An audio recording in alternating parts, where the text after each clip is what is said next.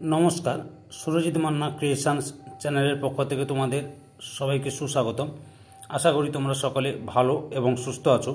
আমি তোমাদের জন্য এই ভিডিওটিতে তুলে ধরছি 2025 সালের ক্লাস 6 তথা ষষ্ঠ শ্রেণীর ছাত্রছাত্রীদের জন্য রায় ও মার্টিন প্রশ্নবিচিত্র থেকে ফার্স্ট সামেটিভ ইভ্যালুয়েশন তথা প্রথম পর্যায়ক্রমিক মূল্যায়নের জন্য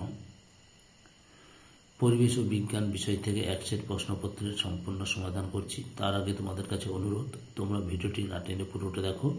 ভিডিওটি কেমন লাগলো কমেন্ট করে জানিও, ভিডিওটিতে লাইক দাও এবং শেয়ার করো। চ্যানেলে নতুন হলে চ্যানেলটিকে সাবস্ক্রাইব করে চ্যানেলের পাশে থাকো। আলোচনা শুরু করছি। 11 নম্বর model set CMC school cluster এবং ডায়মন্ড হারবার হাই স্কুল, দুটো স্কুলের প্রশ্নপত্রের সেটটি লক্ষ্য করো। একের দাগে সঠিক উত্তরটি নির্বাচন করো। প্রথম প্রশ্ন, সাগর কুসুমের সঙ্গে মিথ্যজীবিতা দেখায়। অপশান ডিতে এ ও বি উভয় অর্থাৎ ক্লাউন মজুর সন্ন্যাসী কাঁকড়া। 2 নম্বরের প্রদত্ত কোন ঘটনাটি একমুখী? অপশান বিতে গাছের পাতা হলুদ হয়ে যাওয়া। 3 নম্বরে কোনটি অধাতু কিন্তু তাপের সুপরিবাহী? অপশান ডিতে গ্রাফাইট।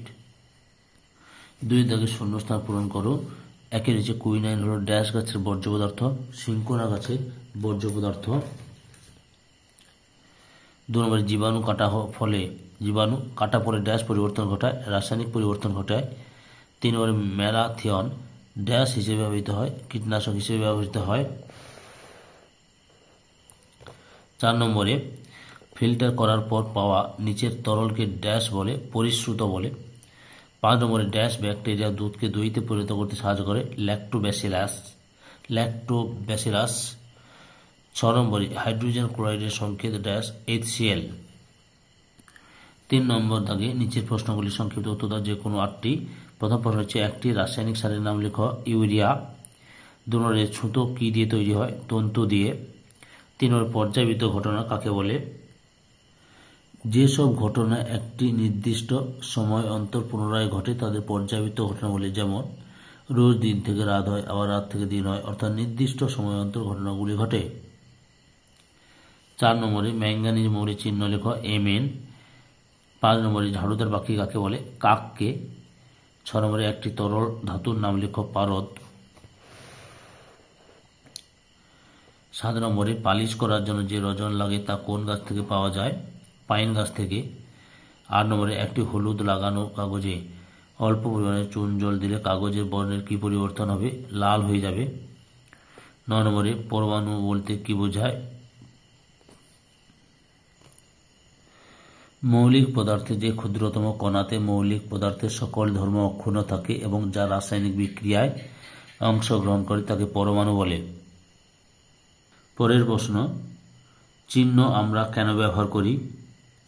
চিহ্ন ব্যবহারের কারণগুলি হল, চিহ্নের সাহায্যে মৌলিক পদার্থের নাম সংক্ষেপে প্রকাশ করা হয়।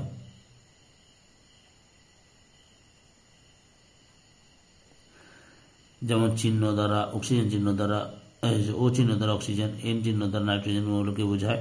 চিহ্ন দ্বারা মৌলিক পদার্থের একটি পরমাণুকে বোঝায়। 2n বললে 2টি নাইট্রোজেন পরমাণু বোঝায়। 9 নম্বরে কেলাসন কাকে বলে? উচ্চ উষ্ণতার সম্পৃক্ত দ্রবণকে ধীরে ধীরে ঠান্ডা করলে কিছু পরিমাণ দ্রাব্য নির্দিষ্ট জ্যামিতিক আকৃতিতে অর্থাৎ কেলাস আকারে পাত্রের তলদেশে জমতে থাকে, এই পদ্ধতিকে কেলাসন বলে। সত্য বা মিথ্যা লেখো যে কোনো একটি। 1 নম্বরে পটাশিয়াম চিহ্ন P, ভুল, পটাশিয়াম হচ্ছে মিথ্যা, পটাশিয়াম চিহ্ন K। 2 নম্বরে অ্যালুমিনিয়াম সংকেত H3n লেখা হয়, এটাও মিথ্যা, অ্যালুমিনিয়াম সংকেত NH3। 5 দাগে নিচের প্রশ্নগুলি উত্তর দাও যে কোনো 6টি। প্রথমে রয়েছে রেল লাইনের জোরের মুখে একটু ফাঁকা রাখা হয় কেন? রেল লাইন কাঠ বা কংক্রিটের স্লিপারের উপর বসানো থাকে। গ্রীষ্মকালে পরিবেশের উষ্ণতা খুব বেশি থাকায় লাইনের উপর দিয়ে ট্রেন চলাচলের সময় লোহার তৈরি রেল লাইন ও চাকার ঘর্ষণের ফলে প্রচুর তাপ শক্তি উৎপন্ন হয়। উৎপন্ন তাপে রেল লাইনের পাত কিছুটা দৈর্ঘ্যে বৃদ্ধি পায়। কাঠ বা কংক্রিট তাপের কুপরিবাহী, তাই উত্তপ্ত হলে লাইনের তাপ অন্যত্র পরিবাহিত হওয়ার সুযোগ পায় না। এই কারণে নির্দিষ্ট দূরত্ব অন্তর রেল লাইনের দুটি পাতের মধ্যে কিছুটা ফাঁক রাখা হয়। রেল লাইনে উপযুক্ত ফাঁক না থাকলে রেল লাইনের প্রসারণ জড়িত বলের জন্য লাইন বেঁকে মাঠটি ছেড়ে উপরে উঠতে পড়ত, ফলে দুর্ঘটনা ঘটত।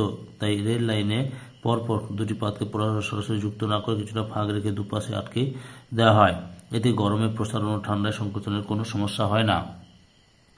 2 নম্বর প্রশ্ন, পর্যাবৃত্ত ও অপর্যাবৃত্ত ঘটনা বলতে কি বোঝায়, উদাহরণ সহ বর্ণনা করো।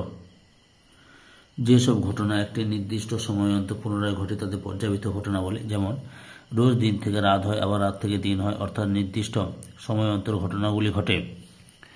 অপর্যাবৃত্ত ঘটনা কি? যেসব ঘটনা কোনো সময় নির্দিষ্ট নিয়মে ঘটে না, অর্থাৎ নির্দিষ্ট সময় অন্তর ঘটে না, তাদের অপর্যাবৃত্ত ঘটনা বলে। যেমন হঠাৎ কোনো দিন ঝড় বৃষ্টি হওয়া বা বন্যা হওয়া ইত্যাদি ঘটনাগুলি কখনোই কোনো নির্দিষ্ট সময় মেনে হয় না, তাই এগুলি হলো অপর্যাবৃত্ত ঘটনার উদাহরণ। 3 নম্বরে, ধান খেতে এজোলা চাষ করে জমিতে সার দিতে লাগে না কেন? তোমরা এই প্রশ্নের উত্তরটি যে ধান জমিতে এজোলা মিথরিতে দেখা যায় এখান থেকে শুরু করবে দিয়ে এবং আশ্রয় লাভ করে এত পর্যন্ত লিখবে। বুঝতে পেরেছ? 4 নম্বরে, মিথ্যাজীবিত বলতে কি বোঝো, উদাহরণ সহ বুঝিয়ে দাও।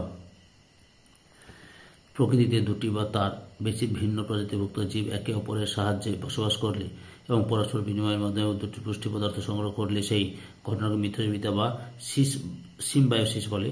উদাহরণ, অ্যাজোলা ও অ্যানাবিমার মিথ্যাজীবী সম্পর্ক। অ্যানাবিমা ব্যাকটেরিয়া অ্যাজোলার পাতায় বাস করে, পরিবর্তে অ্যানাবিমা বাতাসে নাইট্রোজেনকে আবদ্ধ করে অ্যাজোলাকে দেয়, এতে অ্যাজোলার উপকার হয়।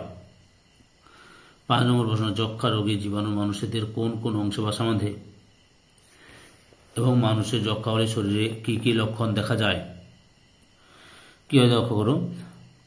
যক্ষ্মা হলে প্রধানত ফুসফুসে, যক্ষ্মা রোগ প্রধানত ফুসফুসে ও এছাড়া মস্তিষ্কে, আবরণীতে, অস্তসন্ধিতে, জনন অঙ্গে বাসা বাঁধে। কি লক্ষণ দেখা যায় না? যক্ষ্মা রোগ সৃষ্টি করে হালকা জ্বর হয়, খিদে কমে যাওয়া, বুকে ব্যথা, দুর্বলতা, কাশি ও রক্তযুক্ত কফ বেরোনো প্রভৃতি লক্ষণ দেখা দেয়। 7 নম্বরে, হাইড্রোজেন গ্যাসের দুটি ধর্ম লেখ। হাইড্রোজেন গ্যাসের ধর্ম: হাইড্রোজেন বর্ণহীন গন্ধহীন গ্যাস যা বাতাসের থেকে হালকা। অক্সিজেনের উপস্থিতিতে আগুন দিলে হাইড্রোজেন গ্যাস নিজেই জ্বলে। 7 নম্বর প্রশ্ন, কার্বন এবং অক্সিজেন দ্বারা কার্বন ডাই অক্সাইড গঠিত হয়, কিন্তু কার্বন ডাই অক্সাইডের মধ্যে তার উপাদান মৌলগুলির ধর্ম বর্তমান থাকে না, ব্যাখ্যা করো। কার্বন ডাই অক্সাইডের সঙ্গে যৌগিক পদার্থের নিম্নলিখিত সাদৃশ্য থাকার কারণে কার্বন ডাই অক্সাইড যৌগিক পদার্থ বলা হয়। এখান থেকে লেখা শুরু করবে। বুঝতে পেরেছ? উপস্থিত কার্বনকে এত পর্যন্ত লিখো।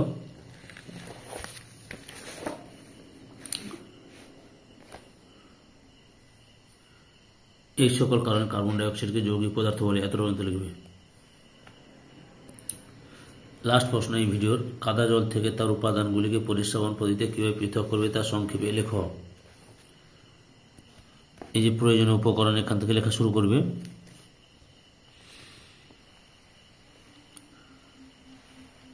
পদ্ধতি লিখবে।